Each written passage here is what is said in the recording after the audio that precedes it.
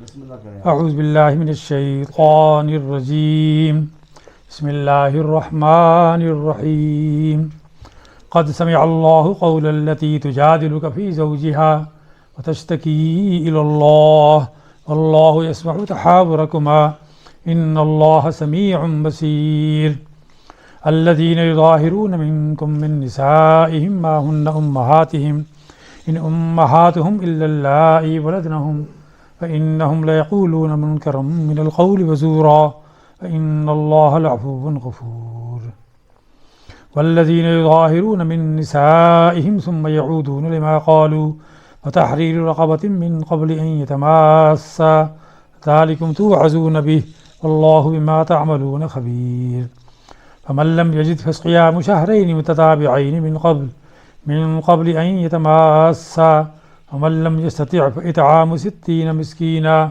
ذلك لتؤمنوا بالله ورسوله وتلك حدود الله وللكافرين عذاب مهين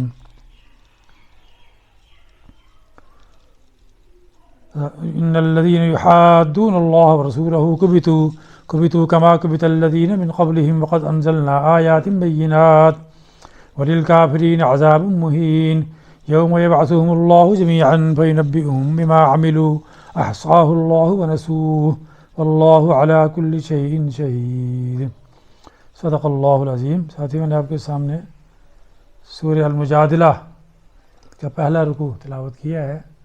28واں سپارہ یہیں سے شروع ہوتا ہے۔ پہلے اس کی ترجمانی دیکھ لیتے ہیں، اس کے بعد اس کو ایک ایک آیت پڑھ کے تھوڑا سمجھیں گے۔ ایک اس بڑھیا عورت نے فریاد کی تو اللہ کی اس کی فریاد عرش پہ سنی گئی۔ فرمایا کہ یقیناً اللہ تعالیٰ نے اس عورت کی بات سن لی جو تجھ سے اپنے شوہر کے بارے میں تکرار کر رہی تھی اور اللہ کے آگے شکایت کر رہی تھی۔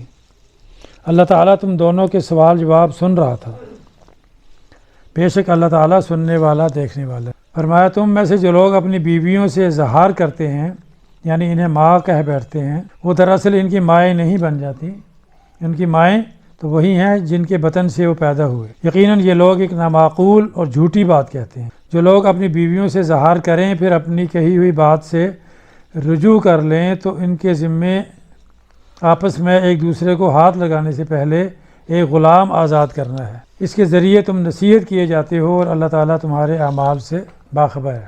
فرمایا ہاں جو شخص نہ پائے یعنی غلام نہ پائے، اس کے ذمے 2 مہینوں کے لگاتار روزے ہیں اس سے پہلے کہ ایک دوسرے کو ہاتھ لگائیں، اور جس شخص کو یہ طاقت بھی نہ ہو اس پر 60 مسکینوں کا کھانا کھلانا ہے۔ یہ اس لیے کہ تم اللہ کی اور اس کے رسول صلی اللہ علیہ وسلم کی حکم برداری کرو۔ یہ اللہ تعالیٰ کی وہ حدیں ہیں اور کفار ہی کے لیے دردناک عذاب ہے۔ بے شک جو لوگ اللہ اور اس کے رسول کی مخالفت کرتے ہیں وہ ذلیل کیے جائیں گے جیسا اس سے پہلے کے لوگ ذلیل کیے گئے، اور بے شک ہم واضح آیات اتار چکے ہیں اور کافروں کے لیے تو ذلت والا عذاب ہے۔ فرمایا جس دن اللہ تعالیٰ ان سب کو اٹھائے گا پھر انہیں ان کے کیے ہوئے عمل سے آگاہ کرے گا جسے اللہ نے شمار کر رکھا ہے جسے یہ بھول گئے۔ اللہ تعالیٰ ہر چیز سے واقف ہے۔ رب اشرح لی صدری ویسر لی امری واحلل عقدۃ من لسانی یفقہوا قولی۔ تو پہلی آیت ہے قد سمع اللہ، یقیناً اللہ نے سن لی۔ تو اللہ سے جو پکار کرتا ہے، اللہ کو یاد کرتا ہے اپنی پریشانی میں، تو ایک تو اللہ تعالیٰ بتا رہے ہیں کہ اللہ سنتا ہے، اس کو سن لیتا ہے۔ اللہ کا سننے کا مطلب یہ ہوتا ہے کہ اللہ اس کو جو پرابلم ہے اس کو حل سلوشن بھی بتاتا ہے، حل بھی کر دیتا ہے۔ قول التی یعنی اس خاتون کی بات نبی علیہ الصلوۃ والسلام سے خطاب ہے کہ تجادلک فی زوجہا، جو آپ سے جدال کر رہی تھی اپنے شوہر کے بارے میں، زوج تشتکی الی اللہ، اور اللہ سے شکایت، ان سے تو تکرار کر رہی تھی، اپنا مسئلہ بتا رہی تھی نبی علیہ الصلوۃ والسلام کو، اس مسئلے کے بارے میں اللہ تعالیٰ کی طرف سے کوئی رہنمائی نہیں تھی، تو وہ سوچ رہی تھی کہ اس میں کیا جواب دوں، کہ اللہ تعالیٰ کی طرف سے کوئی رہنمائی آ جائے تو پھر میں بتاؤں، کیونکہ وہاں بات کیا ہے اگلی آیت میں ہم دیکھیں گے۔ تو اللہ کہہ رہے ہیں کہ واللہ یسمع تحاورکما، تم دونوں کی گفتگو یعنی نبی علیہ الصلوۃ والسلام اور اس بڑھیا خاتون کے درمیان جو گفتگو تھی، اللہ کہہ رہے ہیں کہ میں سن رہا تھا۔ ان اللہ سمیع بصیر، بے شک اللہ تعالیٰ جو ہیں وہ سننے والے اور دیکھنے والے ہیں۔ وہ بات تکرار کیا تھی، وہ مسئلہ کیا تھا، پرابلم کیا تھی، لیکن ایک بات اسے ہمیں پتہ چلی کہ کوئی انسان پریشانی میں جب اللہ سے کرتا ہے، اپنے مسئلے کا حل پوچھتا ہے، شکایت کرتا ہے کہ یہ مسئلہ پریشانی آ گئی ہے، میں کیا کروں، دین میں اس کی کیا رہنمائی ہے، تو اللہ تعالیٰ رہنمائی کرتے ہیں، اس کا مسئلہ حل کرتے ہیں۔ تو اللہ تعالیٰ کی جو سنت ہوتی ہے وہ تمام انسانوں کے لیے ہوتی ہے۔ تو ہمیں بھی اگر کوئی ایسی پریشانی ہو جس کا مسئلہ کہ ہمیں حل نہ مل رہا ہو، گھروں میں جو یہ میاں بیوی کے یہ مسئلے بھی ہوتے ہیں تو ہم ادھر ادھر لڑنے لگ پڑتے ہیں۔ لڑکی اپنے گھر کے جا کے بتاتی ہے یہ مسئلہ ہو گیا، یہ پھڈا ہو گیا، کیا ہو گیا، لڑکا اپنا کر رہا ہوتا ہے، جبکہ دین میں بتا رہا ہے کہ اللہ سے رجوع کرو، دونوں اللہ سے رجوع کریں، دعا مانگیں آپس میں، تو اللہ تعالیٰ مسئلے کا حل بتائے گا اور اس میں بہتری آ جائے گی۔ اللہ تو شارک سے زیادہ قریب ہے۔ بعض اوقات جو ادھر ادھر سے مشورے کرتے ہیں تو اس میں کوئی غلط مشورہ بھی ہو جاتا ہے اور معاملہ سلجھنے کے بجائے بگڑ جاتا ہے۔ اور بھی کوئی مسئلہ ہو تو اللہ تعالیٰ شارک کے زیادہ قریب ہے۔ اللہ کہہ رہے ہیں کہ اللہ یسمع اکرما ان اللہ سمیع بصیر۔ آگے مسئلہ یہ بتایا کہ الذین یظاہرون منکم من نسائہم، جو لوگ یظاہرون کے محاورتاً ترجمہ یہ بنتا ہے کہ جو ماں کہہ بیٹھتے۔ عرب میں یہ ایک رواج تھا کہ وہ اگر کبھی غصے میں یا کسی حالت میں ایسی بیوی کو اگر کہہ بیٹھیں، یعنی کہ وہ جملہ کیا تھا کہ انت علیہ کظہر امی، کہ تیری پیٹھ جو ہے وہ میری ماں کے طرح ہے، یہ محترم احترام ہے۔ اصل تو ماں کا تو ایک علیحدہ درجہ ہے، قابل احترام درجہ ہے، اس کو بیوی سے کمپیئر نہیں کیا جا سکتا۔ بیوی کی الگ حیثیت ہے، اس سے اور تعلق ہے، ماں سے الگ تعلق ہے۔ تو قرآن اس چیز کی اسلام اجازت نہیں دیتا کہ فضول باتیں جو مرضی کرتے رہیں۔ قرآن کہتا ہے کہ آپ کو بولنے کی بھی حدود ہے، آپ کی تمام جو صلاحیتیں آپ کو دی ہیں ان کو اس کی حدود ہیں۔ آگے آیت آئے گی کہ اللہ تعالیٰ کہتا ہے کہ یہ اللہ تعالیٰ کی حدود ہیں، اپنی جو چیزوں کا استعمال جس میں تمہیں آزادی دی ہے وہ اللہ تعالیٰ کی حدود کے اندر ہی آپ اس کر سکتے ہو۔ زبان کا استعمال یہ نہیں ہے کہ آپ کو جو مرضی منہ میں آئے بک دیا، جھوٹ بول رہے ہیں اور غلط بات کر رہے ہیں، بات کسی کی ہے تو کسی کی کر دی، وہ اس کی اجازت نہیں ہے۔ فرمایا من نسائہم، اپنی عورتوں کو، ما ہن امہاتہم، وہ تو ان کی مائیں نہیں بن جاتی۔ ماں اور چیز ہے، بیوی اور چیز ہے، تو تم فضول بات ایسی نامعقول بات کیوں کرتے ہو؟ فرمایا ان امہاتہم الا اللہ ولدہم، مائیں تو کون ہیں؟ وہ ان کی جنہوں نے ان کو جنم دیا، یہ اور ماں نہیں بن سکتی۔ پہلے بھی سورہ احزاب میں بھی یہ بات آئی تھی کہ وما جعل ازواجکم اللہ تظاہرون منہن امہاتکم وما جعل ادعیاءکم ابناءکم، وہاں ساتھ بیٹے کی بھی بات آئی تھی کہ تم منہ سے کسی کو بیٹا بنا لیتے ہو تو تمہارا بیٹا نہیں بن جاتا۔ یعنی اللہ تعالیٰ نے جو رشتے جس طرح بتائے ہیں وہ اسی طرح رشتے ہوتے ہیں۔ تو ہم بہت سے رشتے خود بنا لیتے ہیں، منہ بولا بھائی بنا لیا، کزن بھی بھائی ہے، گھروں میں ایزی کوئی بات نہیں، بیٹھے ہیں گپے مار رہے ہیں الگ۔ تو یہ چیزوں کی بھی اس کی جو حیثیت نہیں ہوتی، اس میں بھی اسپیسز ہونی چاہیے، ڈسٹینسز ہونے چاہیے۔ سالی بہنوئی کا ہے رشتہ، بدر کا ہے، یعنی اللہ تعالیٰ نے جو رشتے ہے اس کا تقدس برقرار ہونا چاہیے، وہ اسپیسنگ اور یہ سب چیزیں۔ تو اللہ تعالیٰ کے یہاں اللہ تعالیٰ کی حدود سے جو ہٹتا ہے اللہ تعالیٰ کے یہاں اس کی سزا ہے۔ اللہ تعالیٰ کے اپنی لمٹس میں رہو۔ ہم تو ٹریفک کے رول بھی چلاتے ہیں تو کہتے ہیں کہ اپنی حدود میں رہو، اپنی لین میں چلو، یہ نہیں کہ ایک ویل کبھی ادھر آ رہا ہے ادھر آ رہا ہے تو اس سے تمہارا نقصان ہو جائے گا، یہ حادثات ہوں گے۔ دنیا میں اللہ تعالیٰ کہتا ہے کہ میں نے جو نظام بتایا اس نظام کی تحت چیزیں چلتی رہیں تو دنیا میں کوئی فساد نہیں ہوتا، لیکن اگر تم اپنی حدود سے نکلتے ہو باہر تو پھر فساد ہوتا ہے۔ اللہ تعالیٰ نے کہا کہ ظہر الفساد فی البر والبحر بما کسبت ایدی الناس، کہ دنیا میں خشکی اور تری میں جو بھی فساد ہے نا وہ اس وجہ سے آیا کہ تم اپنی حدود سے باہر نکلتے ہو۔ تو یعنی کیا ہوتی ہے؟ دریا اپنے راستے پہ چل رہا ہوتا ہے نا تو اچھا ہے، دریا خوبصورت ہے، لیکن اگر اپنے راستے سے ادھر ادھر ہو جائے نا تو پھر کیا ہوتا ہے کہ طغیانی آ جاتی ہے۔ اپنی حدود، اب تو آج کل تو ہم نے ملکوں کی بھی حدود بنائی ہوئی ہے، ذرا اس سے بندہ ادھر چلا جائے بے شک اس کو گولی مار دیں تو کوئی نہیں پوچھتا کہ تم نے غلطی کیوں ہوئی تھی، تم حدود سے باہر کیوں آئے تھے۔ آپ کا کھیت ہے، ساتھ والے کا کھیت ہے، آپ کا جانور ادھر چلے تو آپ جانور کو پنش کر کے بھی کیوں میں اس میں کیوں۔ تو دین نے بتایا کہ جو اللہ تعالیٰ نے حدود بتائی ہیں وہی ہیں، تمہاری ماں وہی ہے جو کہ جنہیں تمہیں جنم دیا۔ وَإِنَّهُمْ لَيَقُولُونَ مُنْكَرًا مِنَ الْقَوْلِ وَزُورًا، بے شک البتہ وہ جو بات کہتے ہیں وہ نامعقول ہے، منکرن۔ فرمایا وَإِنَّ اللَّهَ لَعَفُوٌّ غَفُورٌ، بے شک اللہ تعالیٰ معاف کرنے والا ہے، اللہ تعالیٰ معاف تو کر دے گا، لیکن یہ ہے کہ یہ بات تمہیں نامعقول بات نہیں کرنی، کوئی بھی نامعقول بات، جھوٹی بات نہیں کرنی چاہیے۔ تمہیں زبان کی صلاحیت جو دی ہے اسے سوچ سمجھ کے اللہ تعالیٰ کی جو جہاں اجازت دی ہے اس حدود میں استعمال کر۔ عفو غفور کے باوجود اللہ تعالیٰ نے بتایا کہ وہ باہر سزا تو ہوتی ہے، جرمانہ تو پڑتا ہے نا، کوئی گاڑی تو نہیں جائے گا، اگر آپ نے ٹریفک کی غلطی کرتے ہیں گاڑی تو نہیں چھینتے لیکن جرمانہ تو ڈالتے، یہ نہیں کہ آپ جو مرضی کہتے رہیں کہ خیر ہے، تو اس کی یہاں پہ سزا بتائی۔ یہ واقعہ جو تھا یہ تھا حضرت اوس ابن الصامت تھے، بزرگ تھے، کافی بوڑھے ہو چکے تھے، غصے میں چڑچڑاہٹ میں انہوں نے اپنی بیگم کے ساتھ وہی جملہ استعمال کر دیا کہ انت علیہ کا ظاہر امی، تمہاری پیٹھ جو ہے میری ماں کی طرح ہے۔ تو یہ بوڑھی خاتون تھی، ابھی بچے چھوٹے بھی تھے، وہ پریشان ہو گئی، کیونکہ عرب رواج میں اس کا مطلب یہ ہوتا تھا کہ اب تمہارے سے تعلق ایسے ہی ہے جیسے میں اپنی ماں سے تعلق کر لوں۔ تو یہ عام طلاق سے بھی بہت زیادہ آخری طلاق کی جو درجہ ہوتا ہے نا، طلاق بائن، اس کو اس درجے میں وہ لیتے تھے۔ کوئی اور ایک دفعہ طلاق کہہ دے تو وہ کہتے ہیں چلو ایک ہوئی ہے تو چلو دوبارہ کر لیں، رجوع کر لیں سارا۔ لیکن اس جملہ کہنے کو اگر طلاق کا لفظ استعمال نہیں کیا، لیکن اپنی روایت میں، اپنے رواج میں انہوں نے اس کا مطلب کیا لیا تھا کہ ہمیشہ کے لیے ہماری طلاق ہوگی۔ تو انہوں نے کہا بڑھاپے میں اس بڈھے کا کیا بنے گا، میرا کیا ہوگا، بچوں کا کیا بنے گا، کیسے نظام چلے گا، یہ تو بڑا مسئلہ ہو گیا۔ تو دین میں ہمارے لیے اس لیے کیا رہنمائی ہے، یہ تو جاہلیت کے دور کی بات ہے۔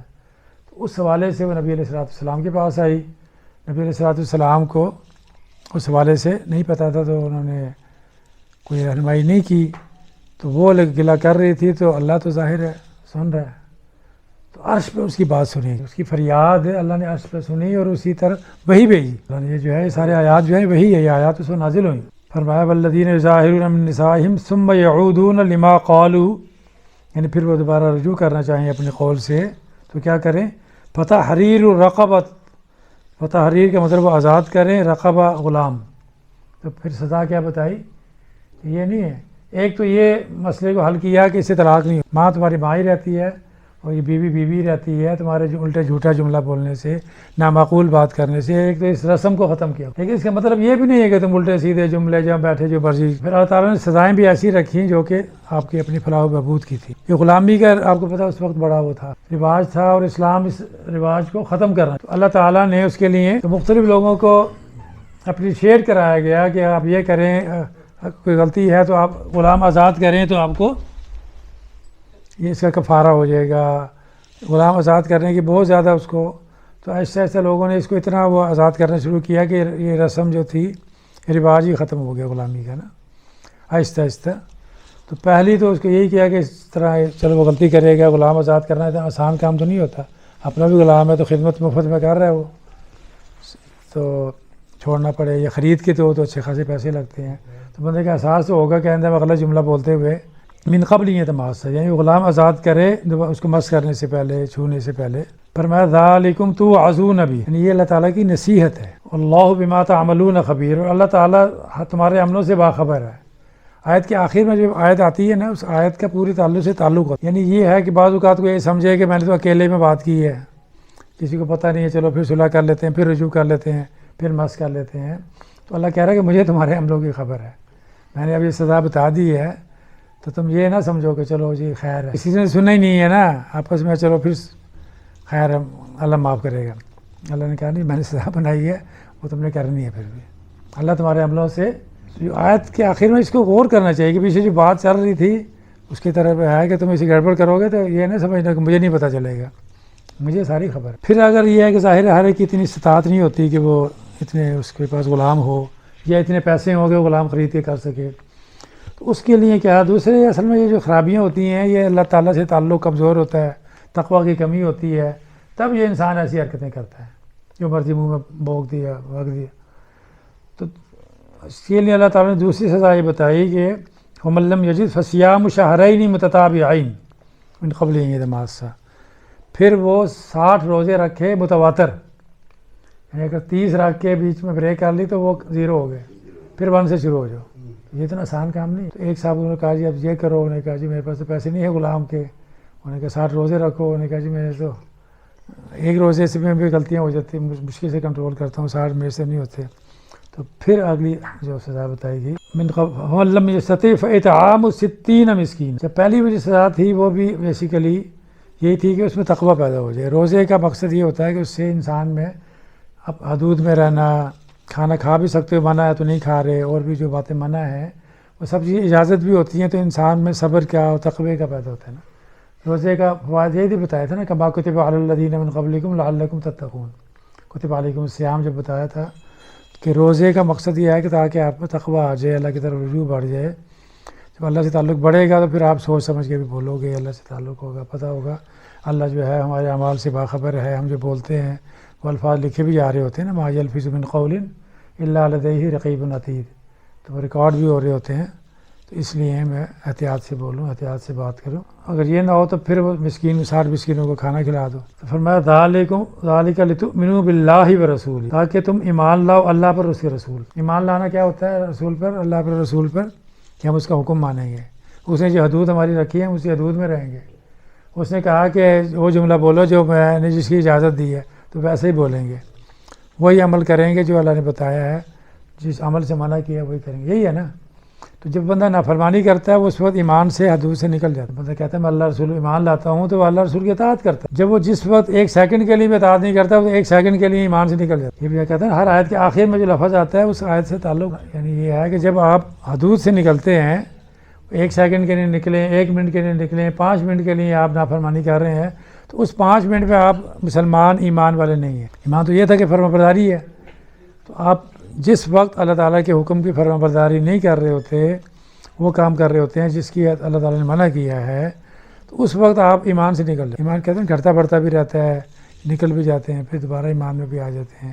ایمان کی کیفیات ہوتی ہے۔ یہاں کہہ رہا ہے کہ یہ نہ کرو تاکہ تم، اللہ تعالیٰ کہہ رہا ہے کہ تم ایمان پر رہو، اللہ رسول پر۔ اور کیا فرمایا کہ وَتِلْكَ حُدُودُ اللَّهِ، یہ اللہ کی حدیں ہیں، یہ باتیں جو اللہ تعالیٰ بتا رہے ہیں یہ اللہ کی حدیں ہیں، اپنی حدوں میں رہو، اپنی لین میں گاڑی رکھو، حد ہے اشارہ ہے تو بند کرو، ورنہ ایکسیڈنٹ ہوں گے، کس زمانے ہوں گے۔ دنیا میں تو پھر یہ ہوتا ہے بعض اوقات نہیں پتہ چلتا، ٹریفک نہیں ہوتی، کیمرہ نہیں ہوتا، بچ جاتے ہیں، لیکن اللہ کہہ رہا ہے کہ میرے کیمروں میں ریکارڈ ہوتا رہتا ہے، وہ خراب نہیں ہوتے، وہاں کوئی ایبسینٹ نہیں ہوتا ہمارا فرشتہ۔ اور اس سے زیادہ خطرناک بات جو ہے، اس سے آخری جو جملہ اللہ تعالیٰ نے کہا ہے کہ وَلِلْكَافِرِينَ عَذَابٌ عَلِيمٌ، خطاب جو تھا مسلمانوں سے تھا نا، کہ روزے رکھو، مسکین کو کھانا کھلاؤ، اس کا مخاطب کون ہے؟ مسلمان ہی ہے، لیکن لفظ کیا استعمال کیا جا رہا ہے کہ کافرین کے لیے عذاب علیم۔ اللہ تعالیٰ کی جملہ ایسی الٹ ٹپ تو نہیں کہہ دیتے کہ بعض مسلمان سے مخاطب ہیں، اسے کہہ رہے ہیں کافروں کے لیے بڑا سخت عذاب ہے، بات تو کافر کی ہو ہی نہیں رہی۔ اس کا مطلب یہ ہے کہ یہ جو عمل ہے اس وقت آپ ایمان سے نکل جاتے ہو، آپ پھر کافر ہو جاتے ہو۔ ایسا کافر نہیں ہے کہ ہمیشہ کے لیے کافر ہو گیا، لیکن یہ عمل آپ کا کافرانہ ہے۔ اللہ تعالیٰ اس کو ایڈریس کرتے ہوئے جب کافر کا سوال کر رہا ہے، تو جو عمل نافرمانی میں ہوتا ہے وہ کافرانہ عمل۔ ایسے ہمیں کوئی کافر کے بڑا برا لگتا ہے کہ یار میں مسلمان ہوں، مجھے کافر کہہ دیا۔ تو جہاں اللہ کا حکم ہوتا ہے بندہ اس سے نکلتا ہے، حدود سے کھائی میں گر جاتا ہے۔ میز کے اوپر یہ حدود ہے، میں اس گلاس کو اس حدود سے یہاں رکھ دوں تو گر جائے گا، ٹوٹ جائے گا، کرچی کرچی ہو جائے گا نا۔ تو اللہ کہہ رہے ہیں کہ یہ جو تمہیں آزادی کا تھوڑا پیریڈ دیا ہے، اس میں تم اپنی حدود میں رہو۔ وَتِلْكَ حُدُودُ اللَّهِ، ایک اور جگہ آتا ہے کہ وَتِلْكَ حُدُودُ اللَّهِ فَلَا تَعْتَدُوهَا وَمَن يَتَعَدَّ حُدُودَ اللَّهِ فَأُولَٰئِكَ هُمُ الظَّالِمُونَ۔ تو اللہ کی حدود ہے، اس سے تعدی نہ کرو، تعدی ہوتی ہے اس سے باہر چلا جانا۔ جو نہیں رہتا فَأُولَٰئِكَ هُمُ الظَّالِمُونَ، وہ پھر ظالم ہے۔ تو اللہ تعالیٰ کہتا ہے ظالموں کے لیے تو میں نے بڑا عذاب رکھا ہوا ہے۔ تو حدود میں رہنے کی بڑی اس میں لگتا ہے کہ جو حدود میں رہو، جس کچھ چیزوں کی بتا دیا، یعنی بعض کی سزا اگر یہاں بتا دی ہے تو یہ بھی اللہ تعالیٰ نے مہربانی کی ہے۔ اس میں نہیں بتائی تو اس میں تو اور زیادہ ڈرنا چاہیے کہ پتہ نہیں اس کی کیا سزا ہے۔ یہ تو چلو 7 روزے رکھ کے جرمانہ کر کے کفارہ ادا کر دیا، جس کی آپ کو سزا بھی نہیں پتہ اور آخرت میں رکھی ہوئی ہے، تو اس سے تو اور زیادہ محتاط ہونا ہے۔ اور یہ جملے بھی اگر یہ ہمیں مسائل نہیں پتہ ہوتے، مسائل، تو بعض اوقات لوگ ایسے گھروں میں ایسے الٹے سیدھے جملے بول رہے ہوتے ہیں، اس کا تو کفارہ ہے۔ اگر ہم نے قرآن کا ترجمہ نہیں پڑھا، یہ آیات نہیں پڑھی، یہ واقعات نہیں پڑھے ہوتے، تو اس قسم کی گھروں میں، خاندان میں غلطیاں لوگ کر رہے ہوتے ہیں، اور ان کو یہی نہیں پتہ کہ اللہ تعالیٰ نے اس غلطی کا تو خمیازہ کفارہ رکھا ہوا ہے۔ تو اس لیے اپنے جسم کی جس استعمال کی اجازت ہے، اس کے لیے اللہ تعالیٰ علم حاصل کرنا بھی ضروری ہے۔ قرآن کہتا ہے نا وَلَا تَقْفُ مَا لَيْسَ لَكَ بِهِ عِلْمٌ إِنَّ السَّمْعَ وَالْبَصَرَ وَالْفُؤَادَ كُلُّ أُولَٰئِكَ كَانَ عَنْهُ مسؤولا۔ تو علم ضرور حاصل کرو کہ میں نے جو اللہ تعالیٰ نے مجھے سماعت کی صلاحیت دی ہے، تو اس میں مجھے کیا سننے کی اجازت ہے، کیا سننا منع ہے۔ مجھے جو بصارت دی ہے، یہ بصارت کہاں محرم کو دیکھنا ہے، کس نامحرم کو نہیں دیکھنا، یہ ساری حدود کا بھی پتہ ہونا چاہیے، علم ہونا چاہیے کہ میں جو سماعت دی ہے، بصارت دی ہے، دماغ دیا ہے، دل دیا ہے، اس کی جو صلاحیتیں ہیں، میں نے اس کی کیا حدود کیا ہے، لمیٹیشن کیا ہے۔ آپ کو جب کسی چیز کی اجازت ملتی ہے، آپ سعودی عرب میں آپ کو انہوں نے اقامت دے دیا تو بتا دیا کہ اس کی یہ لمیٹیشن ہے، یہ چیزیں آپ نے کرنی ہے، پاس رکھنا ہے، یہ کرنا ہے۔ جہاں بھی جو کوئی قانون ہوتی ہے اس کے ساتھ لمیٹیشن بھی آ جاتی ہیں کہ لمیٹیشنز آپ نے ان کو فالو کرنا ہے۔ اور یہ جو قوانین جو ہیں، اس کا بنانے کا اختیار صرف اللہ کو ہے، دوسرے قوانین تو اس سے یہ بھی کوشش کرنی چاہیے کہ جہاں ہم رہیں وہاں قوانین ہمارے انفرادی اجتماعی اللہ تعالیٰ کے بنائے ہوئے قانون ہوں، اللہ تعالیٰ ہر اس کے متعلق اس کی لمیٹیشن بتا دیتا ہے کہ رشتوں کا بھی تقدس کیا ہے. ماں کا تقدس اپنی جگہ ہے, بہن کا اپنی جگہ ہے, بیوی کا اپنی جگہ ہے, ساس, جو بھی رشتے ہیں ان کا بھی تقدس دوسرے معاملات میں. اللہ فرمایا کہ ان الذین یحادون اللہ ورسولہ کبتوا کما کبت الذین من قبلہم, یعنی جو لوگ مخالفت کرتے ہیں اللہ اور رسول کی,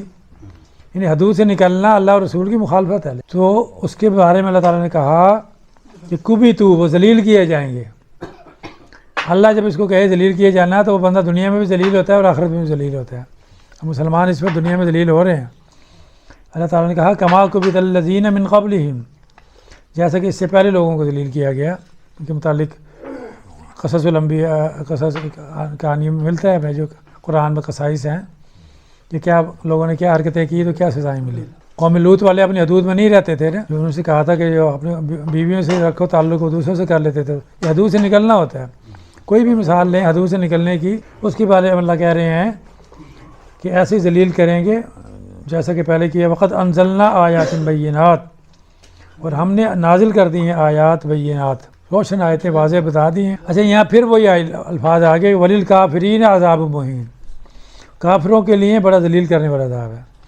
یعنی اس آیت میں 3 دفعہ ذلیل کرنے والی بات آئی کہ تم یہ حدود سے نکلو گے تو تم ذلیل کیے جاؤ گے جیسے پہلی قوموں کو ذلیل کیا گیا, اور کافرین کے لیے بڑا ذلیل کرنے والا عذاب. یہ اللہ تعالیٰ بار بار ریپیٹ کرتا ہے, بار بار بتاتا ہے. یہ آیات اس لیے نہیں ہوتی کہ بس نظر انداز کے گزر جاؤ. ہاں جی اللہ, یہ جو حرکتیں ہیں اس کے اوپر اللہ تعالیٰ کہہ رہے ہیں. چل کے حدود اللہ کی بات آئی, اسی آیت کے آخر میں اللہ تعالیٰ کہہ رہے ہیں کہ تم ذلیل کیے جاؤ گے اور ذلیل عذاب ہوگا. اچھا ایک یہ ہوتا ہے کہ ہم بعض اوقات غلطی کرتے ہیں تو اس میں ہمیں سزا نہیں ملتی, کچھ پتہ نہیں, ہم کہتے ہیں کہ بس پھر بھول جاتے ہیں. اللہ کہتے ہیں کہ یوم یبعثہم اللہ جمیعا فینبئہم بما عملوا, کہ جس دن اللہ زندہ کرے گا تمہیں خبر کر دے گا تمہارے تمام اعمال کی, جو بھی عمل کیا ہوگا اللہ تعالیٰ اس دن تمہیں بتا دے گا. ومن یعمل مثقال ذرۃ خیرا یرہ ومن یعمل مثقال ذرۃ شرا یرہ, تمام اعمال تمہیں دکھا دے گا. یہ تمہارا چھوٹے سے چھوٹا خراب عمل تھا, یہ چھوٹے سے چھوٹا اچھا عمل تھا.